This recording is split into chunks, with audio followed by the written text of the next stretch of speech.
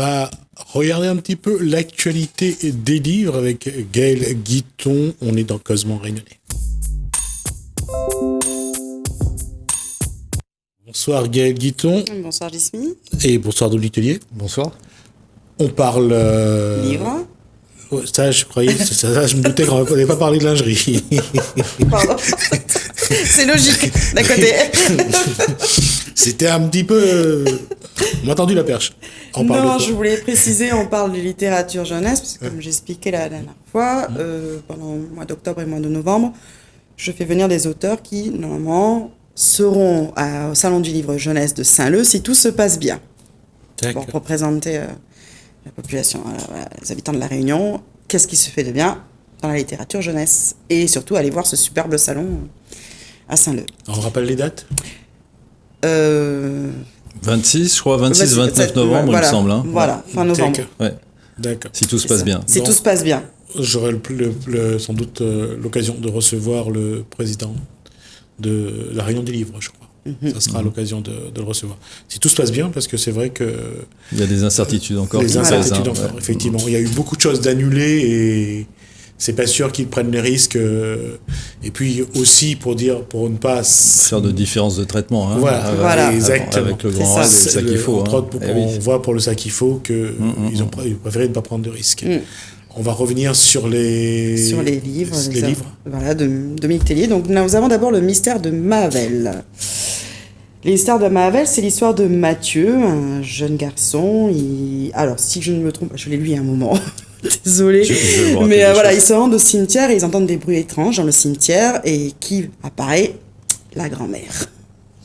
Il commence des aventures pour Mathieu, où voilà, il va comme ça, voilà, une multitude d'aventures, de mystères que Mathieu va essayer de découvrir. Et comment aussi cette grand-mère débarque un peu à la vie du jour au lendemain. Donc il y a eu une lecture où, alors je l'ai pas lu encore avec Marius parce que je le trouvais encore jeune en fait pour parler un peu d'histoire de fantômes, de revenants.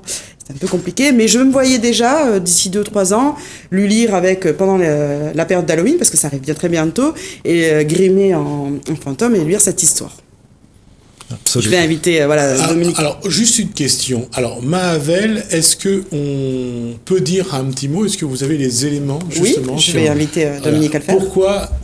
Pourquoi il s'appelle Mahavel, ou pourquoi il y a à La Réunion, il y a un endroit qui s'appelle Mahavel? Alors, il y a 2 endroits qui s'appellent Mahavel à La Réunion. Il y a celui où il y a eu un terrible éboulis en 1965, c'est au-dessus de Saint-Joseph, ça.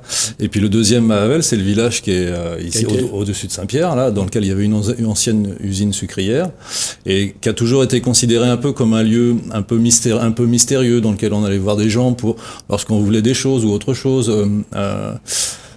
Une sorte d'ambiance un petit peu, non seulement mystérieuse, mais mystique également. Le lieu se prêtait particulièrement bien à une histoire, d'autant qu'il reste les ruines de l'ancienne usine sucrière, et qu'on peut en théorie visiter. Et il s'est passé des choses là-bas, forcément, comme dans toutes les usines sucrières. Le jeune garçon qui fait cette découverte, la grand-mère qui intervient, qui ressuscite au milieu de la famille alors que personne ne s'y attendait, va bouleverser non seulement la famille, mais dans un premier temps les médias de La Réunion, etc. Et puis la grand-mère a quelque chose à communiquer à son enfant. Elle a une histoire, elle veut lui rappeler ce que c'était que son histoire personnelle, l'histoire de sa famille, qui est liée avec l'histoire de l'esclavage ici sur La Réunion, quoi. Voilà. Alors, juste pour un petit peu déflorer le sujet, ce sont des personnes qui arrivent de quelle région du monde? Ce sont des Réunionnais. C'est une famille réunionnaise. L'histoire, et à quelle époque? Alors l'histoire est contemporaine, mais le secret que la grand-mère doit communiquer à son enfant date de l'époque liée à la difficile époque de l'esclavage ici sur La Réunion. D'accord. Pourquoi je pose la question? Parce que aujourd'hui on attribue, on parle d'histoire, je veux dire que les gens viennent du Sénégal, du Mozambique, de Madagascar. Chaque histoire est liée à des traditions, à des choses assez bien définies, j'allais dire. Parce que chacun a sa pratique. Oui. Quelle est la question? Enfin, La question, parce que excusez-moi. je voulais savoir si Mahavel venait plus de Madagascar, de Mozambique ou autre. Ah, le terme Mahavel Ouais. lui-même, le terme veut dire pays béni, c'est un terme malgache, hein, Ouais. Mahavel. Oui, le mot Mahavel lui-même, oui. Voilà, donc c'est ce que je voulais préciser. Pays d'abondance. Voilà, parce que à La Réunion, il y a beaucoup d'endroits qui portent des noms qui viennent de Madagascar, et c'est pour C'est ça, tout à fait, situer ouais. ça. Oui. Alors, donc là, c'est donc une histoire qui est donc, ça rentre un petit peu dans le cadre de ce que vivent les jeunes aujourd'hui avec.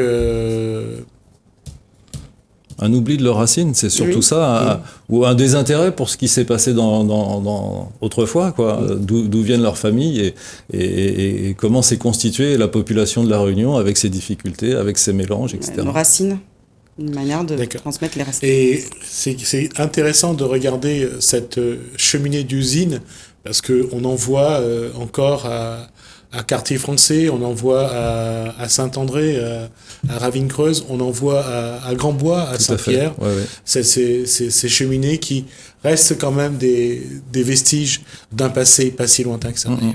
Et c'est un patrimoine, et c'est un patrimoine qui est lourd de sens, c'est Ouais. surtout ça qui est important. Ouais. Et surtout, derrière ces usines, on ne le sait pas, mais après les années 70-80, quand les usines vont fermer une à une, c'est la psychose. C'est le drame que ça va laisser. Et même si les générations s'en vont, cette histoire-là, elle est toujours présente. Absolument, ouais. Et il faut en parler. Ouais. Et c'est pour ça que le mystère de Mahavel sera sans doute intéressant à voir, parce que quelque part, chaque Réunionnais qui a grandi à côté de ces usines ou qui a vécu dans des entreprises agricoles retrouveront quelque chose à ce niveau-là. Et puis il y a quelque chose de très mystérieux lorsqu'on y va. On sent l'histoire, Ouais. on sent ce passé, ça transperce les murs. Les gens qui ont souffert à cet endroit-là, on les sent. Il y a quelque chose. C'est pas simplement des vieilles pierres. C'est ça. C'est un. Juste une parenthèse là-dessus, ça va peut-être faire sourire certains, mais le combat mené par Madame Champignol pour préserver la prison Juliette Dodu est aussi dans ce sens-là, parce que les gens qui sont en disant, quand vous rentrez dans cette prison-là, vous ressentez quelque chose. Et ça, c'est pour ça que ces vestiges-là, on le regarde, on ne le voit plus, mais ça a son importance. Idem pour la léproserie de Saint-Bernard. Ouais. On sent quelque chose. Il y a autre chose que les simples panneaux indicatifs. L'histoire de la Réunion, elle sue à travers ces murs-là. Quelqu'un qui est sensible, on est dedans. On est dans l'histoire, à plein dedans. Et juste, je ferme la parenthèse, ne serait-ce que les lazarets, ne serait-ce que ces endroits où on mettait les gens en quarantaine, avec le cimetière qui est pas loin. Il y a quand même, l'histoire de la Réunion est très jeune et nous avons encore les vibrations, entre guillemets. Tout à fait, c'est de ça. notre passé. C'est des vibrations. Elle n'est pas si lointaine que ça quand on y réfléchit. Hein. Ouais, bien sûr, Voilà, tout à fait. C'est encore bien ancré Bien et sûr. on est encore en plein dedans. 370 ans, Voilà. Voilà. si on part de 1563. Mais en tout cas, voilà, c'est la littérature qui va plaire, que ce soit aux plus jeunes et puis ça permet aussi d'avoir une communication quand l'enfant lit, poser des questions à ses parents. Donc après, est-ce qu'il le connaît ou pas l'histoire? Ça lui permet aussi de lire, du coup, de découvrir autre chose. Je sais qu'avec mon mari, quand on lit des livres par rapport à la Réunion, des livres jeunesse, on aime bien en discuter tous les trois avec mon fils. Ça permet de communiquer et surtout on apprend des choses. Ouais, Voilà, on apprend tout des à choses fait. sur notre patrimoine et sur notre passé, et c'est vraiment intéressant. Voilà, c'est ludique. Et ça nous amène aussi à quelque chose, et je pense que Dominique Tellier a eu l'occasion de le vivre, comme Gaëlle Guiton doit le vivre un peu plus à travers les livres qu'elle lit, c'est de voir finalement que l'histoire de la Réunion, elle n'est pas connue. Non. Et que on découvre bribe par bribe à travers de ce genre d'ouvrage également, mais ça de Mahavel, que on nous a pas appris notre histoire. C'est quelque chose. Et de découvrir que notre histoire est liée à Madagascar, est liée à l'Inde, est liée au Mozambique. Ça aide pas beaucoup non plus. Hein. On ne sait plus où est-ce qu'on doit aller quelque part. C'est pour ça qu'on doit remercier les auteurs. Moi, je remercie toujours les auteurs qui font un travail de recherche. C'est pas juste pondre un livre et raconter une histoire. Il y a un travail. Moi, j'admire les auteurs dont il y a un travail de recherche en amont qui nous permet de voir autre chose. on prend du fantastique parce que voilà, il y a un petit cesse de fantastique, mais on est là pour raconter quelque chose et surtout pour transmettre quelque chose. Et ça, j'ai toujours admiré chez les auteurs. On sent la recherche, on sent que c'est pas une idée comme ça, où on sent qu'il y a eu un point de départ et on se dit on développe pour dire quelque chose. C'est des romans que je trouve instructifs. Et c'est un paradoxe de le dire dans ce contexte qui arrive, parce que la fête s'appelle Halloween, mais cette année, je ne sais pas si il n'y a que moi qui l'ai vu, mais Grand-Mère Cal, elle est présente actuellement dans les vitrines, dans les boutiques. Est-ce que c'est un besoin aujourd'hui d'aller à la recherche de son histoire, de son passé, de ce qui nous a fait, de ce qui a aussi permet de baigner dans notre enfance, ces histoires de Grand-Mère Cal? Aujourd'hui, elle est en tout cas, il n'y a pas de contestation, c'est Grand-Mère Cal. Il y a une réappropriation, ouais. Hein, c'est marrant, c'est-à-dire que quelque chose qui vient d'ailleurs, elle va prendre une couleur différente lorsque elle va être ici appréciée et ça, c'est une bonne chose. Ça veut dire que la culture réunionnaise est aussi capable d'intégrer d'autres éléments que la sienne et de l'adapter à sa propre culture. Voilà, on est dans ce mouvement-là, en tout cas. Et ça, c'est important parce que je crois qu'on arrive. Et puis, quelque part aussi, peut-être le fait qu'il y a eu le contexte Covid et il y a ce besoin pour la génération qui arrive, autour de quarantaine, cinquantaine, un peu plus, un peu moins, de trouver les racines de son histoire, les racines de sa généalogie. Je pense que l'être humain a besoin de réponses actuellement, surtout dans ce contexte-là. Sûrement. On passe à un autre livre ? Alors, l'agréable surprise pour moi, je préfère le dire, je suis pas du tout nature writing. Les gens qui communiquent avec la nature, bon, je l'ai déjà dit plus d'une fois, hein. Mais voilà, Dominique Tellier m'a surprise parce que voilà, c'est une odyssée réunionnaise, on est sur un road trip. C'est l'histoire de Dominique Tellier qui nous invite dans sa vie et surtout sur plusieurs randonnées qu'il a fait pour découvrir la Réunion. Donc si j'ai bien compris, c'est après 18 années où vous vivez ici, vous avez décidé de partir découvrir la Réunion en profondeur avec les terres. Et il nous invite dans sa vie. Bon, j'ai eu la chance de connaître sa femme, de découvrir des petites anecdotes cocasses. Et il m'a agréablement surpris parce que franchement, je suis pas du tout dans ce genre de littérature.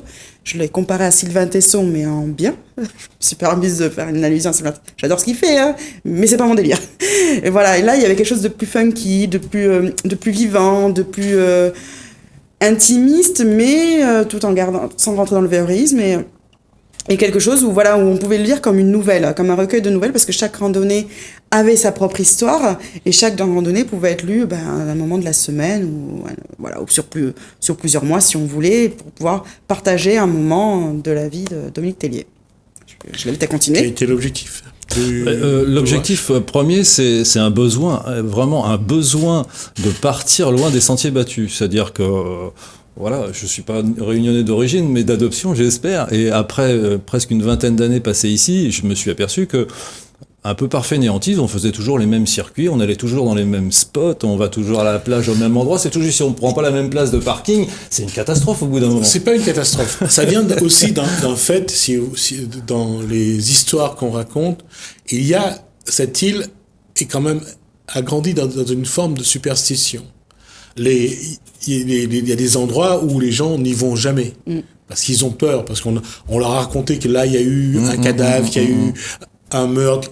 Il y a des endroits où personne n'y va, c'est comme ça. Et on préfère être sûr que le sentier il est bien défini et il n'y aura pas de problème. C'est par habitude et par peur aussi. Voilà, puis là, j'ai eu vraiment l'envie de découvrir la Réunion que je ne connaissais pas. Le sentiment que il y avait des choses à découvrir qui avaient besoin d'être découvertes pour moi, en tout cas. Et ça a été l'occasion de rencontres, non seulement de découvertes géographiques, mais de rencontres avec les gens, puisqu'il y a des habitants, il y a des gens qui habitent dans les endroits les plus reculés. Mon objectif à moi, c'était de parcourir la Réunion uniquement en voiture. Je suis quelqu'un d'assez fainéant, j'aime pas trop les randonnées à pied, etc. Et donc, donc aller au bout de la route, c'est-à-dire là où la route s'arrête. La plupart du temps, on s'arrête dans un élevage, puisque les routes à l'intérieur ou dans les hauts de l'île sont vraiment destinées à desservir les fermes, les parcelles agricoles, etc. Et il y a des gens qui vivent là, et on fait des rencontres formidables. C'est-à-dire les gens, ces habitants-là de la Réunion sont des gens qui descendent assez rarement sur la côte, qui restent un peu entre eux, dans le village, dans le lieu-dit même parfois. Et là, on fait des rencontres extraordinaires, des gens qui ont des choses à dire, qui sont extrêmement accueillants, extrêmement conviviaux, et avec qui j'ai passé des après-midi à discuter. Ça, c'est passionnant. De toute façon, là, on voit bien que lorsqu'on sort des sentiers battus, c'est là que il y a quelque chose qui change un peu. On a une forme de découverte, et puis on se rapproche un petit peu de l'humanité aussi. Je crois, ouais, il y a un vrai cœur battant à cet endroit-là de la Réunion, et il n'y a pas d'embouteillage du tout. Hein. Là, on est tranquille, on peut circuler sur toutes les petites... Il y a un très joli réseau routier ici à La Réunion, surtout dans les Hauts, justement, en particulier, là où il n'y a personne, il y a très peu de voitures, et donc on circule très bien. Et donc j'ai découvert des lieux, il y a des lieux quand même, quand on achète des cartes hygiène, on ne soupçonne pas qu'il puisse exister des noms pareils. Le Bocage New York se trouve à côté de Saint-André, le Bocage New York. Moi je suis capable de prendre ma voiture, faire 100 km pour aller voir ce que c'est, parce que pourquoi New York? Je pense qu'il n'y a que les habitants du coin et le facteur qui sait pourquoi le village s'appelle comme ça. Alors quelquefois il n'y a rien à voir, très souvent il n'y a rien à voir, mais c'est l'occasion au moins de sortir de chez soi, de partir hors des sentiers battus et de faire des découvertes, des jolies découvertes. En tout cas, moi il m'a embarqué. Voilà, j'insiste sur le côté. Voilà, il m'a embarqué et j'ai rigolé avec lui. Il y a une sorte de... on se retrouve avec Dominique Tellier, même s'il est tout seul, mais on se retrouve avec lui. Je parle d'anecdotes familiales, etc. Je mélange aussi un peu l'histoire de La Réunion, parce que les lieux que je traverse m'évoquent certaines choses. Je fais des recherches sur les endroits traversés, et donc il y a énormément de choses à dire. Ouais. Voilà, on passe vraiment un super moment. Moi, en tout cas, j'ai vraiment adoré mon moment. C'est agréablement surprise et... D'accord. Il y a un lieu qui vous a plu plus que l'autre? Non, tous. Comme j'ai dit, je l'ai lu sur un temps étalé où je lisais une randonnée, puis après je partais sur un autre livre, puis je relisais, donc voilà. D'accord. On regarde d'autres livres que Dominique Tellier a publiés. Oui, alors ceux-là ne parlent pas de choses locales. Il y a un premier roman qui s'appelle Un ravioli ne fait pas le printemps, qui a été publié à l'École des loisirs en 98 ou 99. Je précise que c'est une très très bonne maison d'édition pour les enfants. Je dis ça, mais c'est 2010 en fait, non? Je sais pas. Moi, je l'ai pas lu. Non, voilà, l'École des loisirs est une très très bonne maison d'édition et propose de très belles choses pour les enfants. 2009, pardon, 2009. L'histoire d'un jeune garçon qui, alors c'est très fantaisiste, hein, qui creuse un tunnel dans sa chambre qui aboutit directement en Chine. Alors ça va être l'occasion pour lui de découvrir la culture chinoise, de faire des rencontres et dans le temps et dans la géographie, et d'aborder tout un tas de thèmes sur la Chine. Le second s'appelle Tous les chemins mènent à Mao, mais il vaut mieux faire un détour. Ça parle encore de la Chine. Donc j'ai été passionné par la région asiatique à l'époque où j'ai écrit les livres, appris le chinois, etc. Et ce sont des très brèves qui concernent la Chine également. On dirait des brèves de comptoir, mais ça se rapporte plutôt au haïku japonais. Voilà. Et ensuite 2 ouvrages qui sont parus avec le même petit personnage, un petit lama, donc des petites histoires zen et les nouvelles histoires zen, un petit lama tibétain, alors des histoires très courtes et très facétieuses qui amènent l'enfant à réfléchir également. Juste de bien le montrer à la caméra qui est juste en face, voilà, merci. Ok, après. Et enfin, ça c'est le premier livre que je travaillais dans le monde des jeux de société à une certaine époque, et donc on m'avait demandé, LGF qui est une filiale de Gallimard, qui avait une collection de livres-jeux, de vouloir écrire un roman sur le thème qui me venait à l'esprit, un thème historique. Là c'était les Gaulois en l'occurrence.